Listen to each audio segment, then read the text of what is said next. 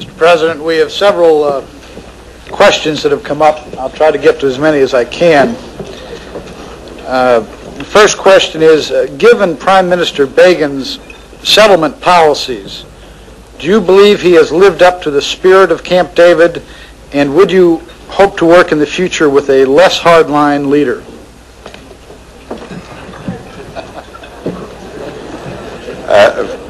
First of all, let me state this. Begin is a friend, and friendship to me has got big dimensions.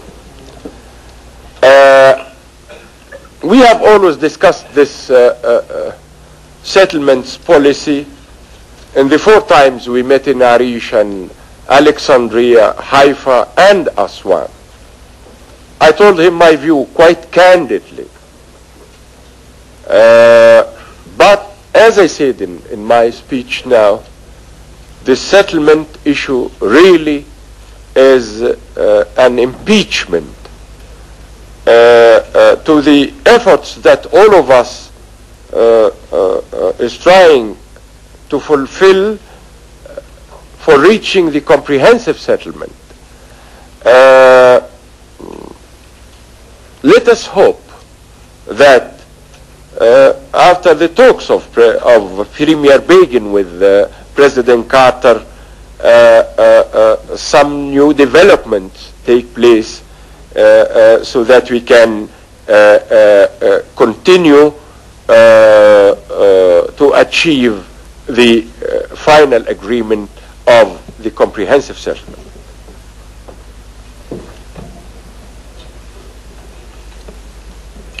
Do you agree with the statement that if the commitment is present, you can have an agreement within weeks?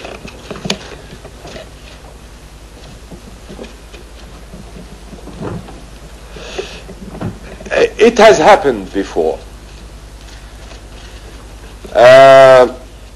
In the 4 times I told you when I met with my friend Begin,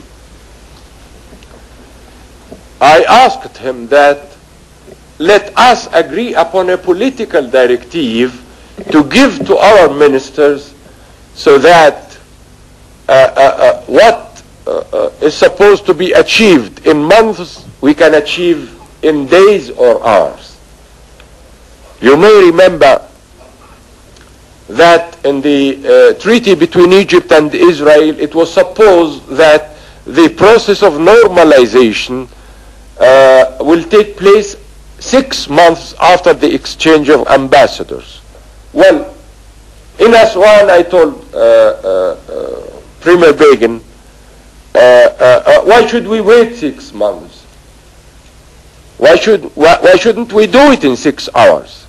In a month, all the process of normalization has been completed instead of 6 months. For sure, if there is a political directive that is agreed upon between Begin and me and President Carter, the agreement could be achieved in hours, not days.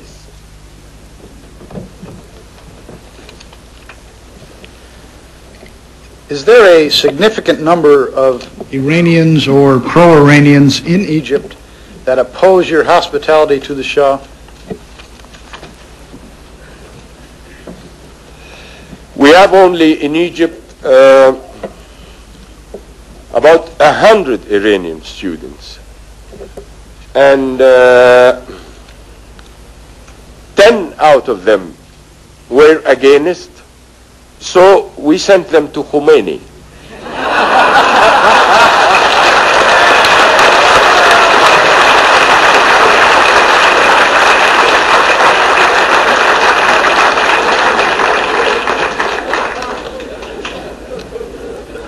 If you were President Carter, what would you do about the hostages in Iran?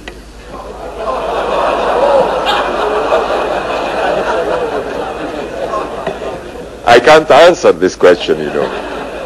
Carter is a dear friend. And I always say that with the superpowers, it is not the action that is needed, but the restraint, because the superpower can act in no time. They have all the resources and the possibility to do wonders. I have seen it myself. But in such a problem like this, there are lots of repercussions either on our area or on the Gulf mainly, or in the balance of powers in our area also, which is very important. After the decisions 2 days before of President Carter, I think you have started action, and all of us were waiting this. What do you make of the present developments between Iraq and Iran, and of the threats by the Iranian leadership to overthrow the Egyptian government? Well, there are lots who want to overthrow the Egyptian government. Not only the Iranians, Khomeini and the others, but the communists as a general rule all over the area and the capitals in Europe. In the situation between Iraq and Iran, there has always been a dream for Iraq to be the leader or the